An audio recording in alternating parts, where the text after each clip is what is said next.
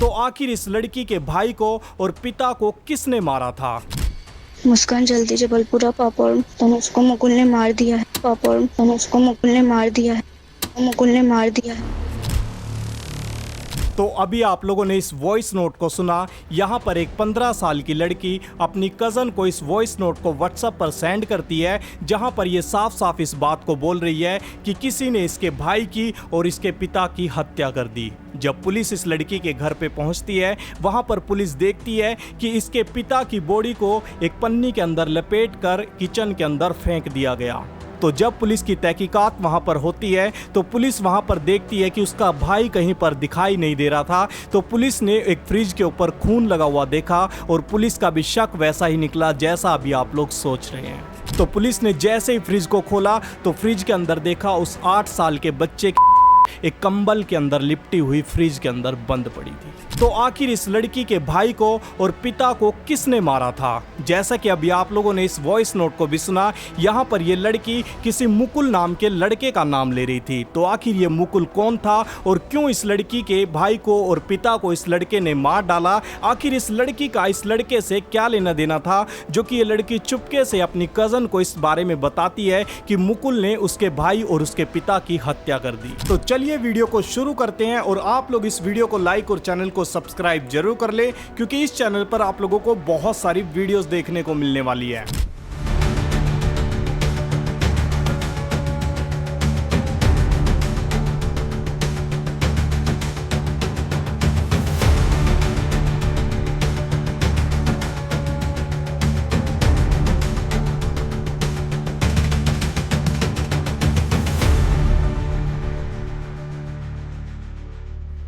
तो ये कहानी है मध्य प्रदेश के जबलपुर इलाके की और मिलेनियम कॉलोनी की, जहां पर एक छोटा सा परिवार रहा करता था।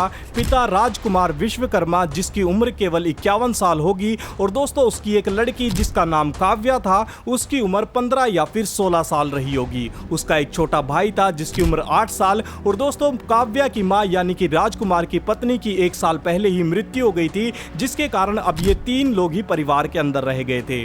और दोस्तों काव्या के पड़ोस में ही एक लड़का रहा करता था जिसका नाम था मुकुल। तो दोस्तों ये मुकुल नाम का लड़का काव्या के ही पड़ोस में रहा करता था और ये काव्या का बॉयफ्रेंड भी था।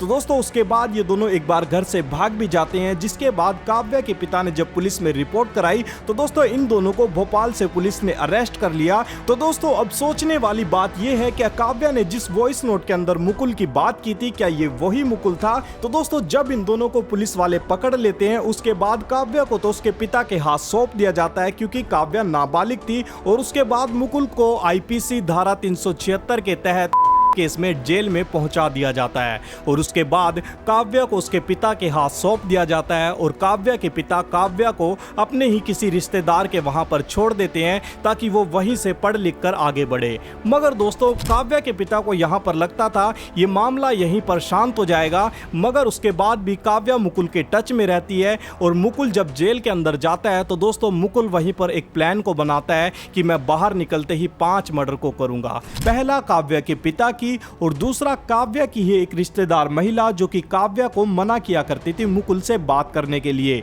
और तीसरा एक पड़ोसी जो कि मुकुल की हरकतों की वजह से उसको बार बार टोका करता था, और चौथी एक सब इंस्पेक्टर महिला जिसने मुकुल के केस की जांच की थी, और नंबर 5 पर काव्या की। तो दोस्तों जब मुकुल इन 5 मर्डर की प्लानिंग जेल में बैठकर करने लगता है, उसके बाद काव्या कोर्ट के अंदर जाकर मुकुल के हक में गवाही को देती है कि मुकुल ने मेरे साथ कुछ भी नहीं किया, और इसके बाद मुकुल को कोर्ट जेल से रिहा कर देती है। जब मुकुल जेल से बाहर आता है, मुकुल के परिवार के लोग इस बात को बताते हैं कि मुकुल का बिहेवियर बहुत ज्यादा चेंज हो चुका था, क्योंकि मुकुल अब बहुत ज्यादा गुस्से के अंदर रहा करता था जेल से वापस आने के बाद।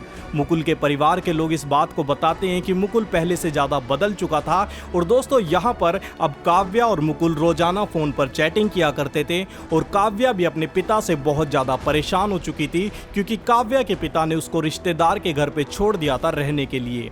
और इसी बात के कारण काव्या और मुकुल मिलकर एक प्लानिंग को करते हैं कि वह दोनों मिलकर काव्या के पिता को मौत के घाट उतार देंगे। और उसके बाद आप लोग इस सीसीटीवी फुटेज के अंदर भी देख सकते हैं, यहाँ पर ये मुकुल नाम का लड़का किस तरीके से काव्या के घर के बाहर हाथों में ग्लव्स पहनकर घूम रहा है। ये इस ताक में था कि कब ये काव्या के घर में घुस जाए। और दोस्तों वहीं पर ये काव्या नाम की लड़की भी अपने रिश्तेदार के घर से अपने घर पर वापस आ जाती है। आज दिन है 14 मार्च 2024 की रात, यानी कि अब काव्या भी अपने रिश्तेदार के घर से अपने घर पे पहुंच चुकी थी और ये मुकुल भी इस फिराक में था कि कब ये काव्या के घर में घुस जाए, क्योंकि ये मुकुल नाम का लड़का रात को ही काव्या के घर में घुसने की कोशिश करता है और ये कटर की सहायता से काव्या के घर में पीछे से घुस जाता है। ये देखता है कि काव्या के पिता किचन के अंदर काम कर रहे हैं और ये पीछे से जाकर काव्या के पिता के ऊपर तेज धार हथियारों से पीछे से हमला करने लग जाता है, जिसको देखकर काव्या वहां पर खड़ी हुई जोर जोर से चीखने लगती है। उसके बाद काव्या वहां पर शांत हो जाती है और काव्या के पिता को वहां पर ये मुकुल नाम का लड़का जान से मार देता है।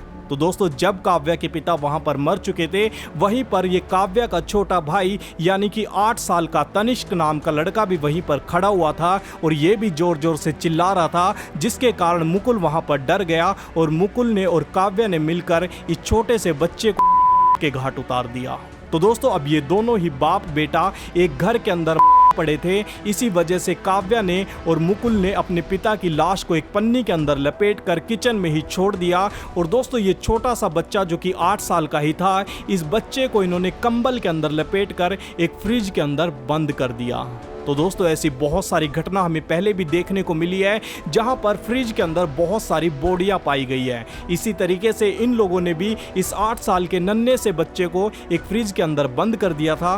तो दोस्तों अब आप लोगों को लग रहा होगा इन दोनों ने 2 खून किए हैं, तो ये लोग अब पूरी रात इस घर के अंदर तो नहीं बिताने वाले। तो दोस्तों अब आप लोग गलत हैं, क्योंकि इन लोगों ने पूरी रात इसी घर के अंदर बिताई। क्योंकि जैसा कि मैंने आप लोगों को बताया कि काव्या के पिता किचन के अंदर खाना बना रहे थे और दोस्तों खाना बन चुका था और काव्या और मुकुल उसी घर के अंदर रुकते हैं और ये दोनों वहां पर खाना भी खाते हैं। पुलिस ने इसकी जांच जब की तो वहां पर देखा कि खाने के झूठे बर्तन वहां पर पड़े हुए थे।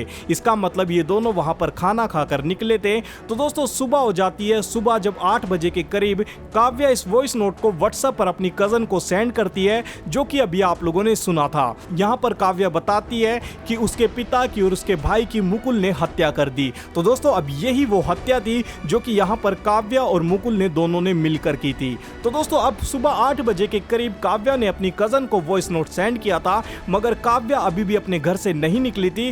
क्योंकि आप लोगों को मैं बता दूं, काव्या ने जिस वॉइस नोट को अपनी कजन को सेंड किया था वो कजन उसकी बहुत ज्यादा दूर रहती थी, जिसको आने में करीब 3 से 4 घंटे लगने वाले थे। इसलिए ये दोनों वहीं पर रुक जाते हैं और दोस्तों काव्या की कजन ने इस वॉइस नोट को करीब 3-4 घंटे लेट सुना था।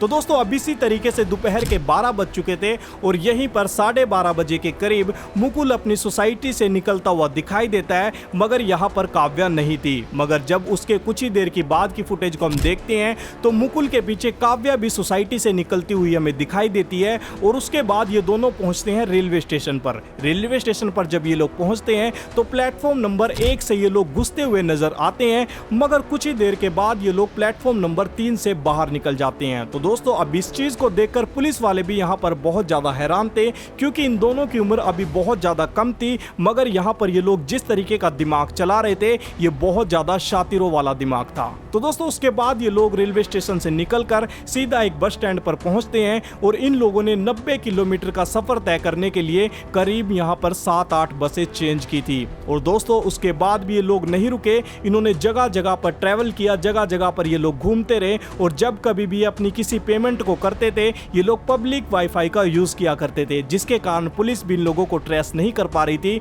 मगर उसके बाद काव्या अपने फोन से किसी को एक पेमेंट करती है, जिसके कारण उनकी लोकेशन ट्रेस हो जाती है। और उसके बाद जब पुलिस वाले वहां पर पहुंचते हैं तो दोस्तों ये लोग वहां से भाग जाते हैं, क्योंकि ये लोग ज्यादा देर तक कहीं पर रुक नहीं रहे थे। इसके कारण पुलिस इन लोगों को पकड़ नहीं पा रही थी। तो दोस्तों इसी तरीके से चलते हुए अब ये लोग हरिद्वार पहुंच जाते हैं और हरिद्वार में पहुंचने के बाद काव्या और मुकुल के बीच में एक झगड़ा हो जाता है, है, जिसके कारण मुकुल काव्या को वहीं पर छोड़कर चला जाता है। तो दोस्तों उसके बाद काव्या को पुलिस वाले अरेस्ट कर लेते हैं और दोस्तों काव्या ने बहुत सारी बातें पुलिस वालों को वहां पर बता दी कि किस तरीके से मुकुल ने उसके पिता की और उसके भाई की यहां पर हत्या की थी, और मुकुल भी अपने आप को खुद ही जाकर पुलिस को सरेंडर कर देता है। और दोस्तों मुकुल पुलिस वालों को पूरी सच्चाई बताता है कि किस तरीके से उसने एक बाप की और एक छोटे से बच्चे की। तो दोस्तों अब आप लोगों ने देखा कि किस तरीके से एक लड़की ने अपने बॉयफ्रेंड के साथ मिलकर अपने पिता को और अपने भाई को उसके हाथों मरवा डाला। तो दोस्तों अब आप लोग इसके बारे में क्या कहेंगे कमेंट बॉक्स में मुझे जरूर बताइएगा। और दोस्तों इस वीडियो को लाइक और चैनल को सब्सक्राइब जरूर करें, क्योंकि बहुत सारी एक रियल स्टोरी मैं आप लोगों को इस चैनल पर सुनाऊंगा, जो कि एक रियल स्टोरी होगी, कोई फेक स्टोरी हम लोग इस चैनल पर नहीं बताएंगे।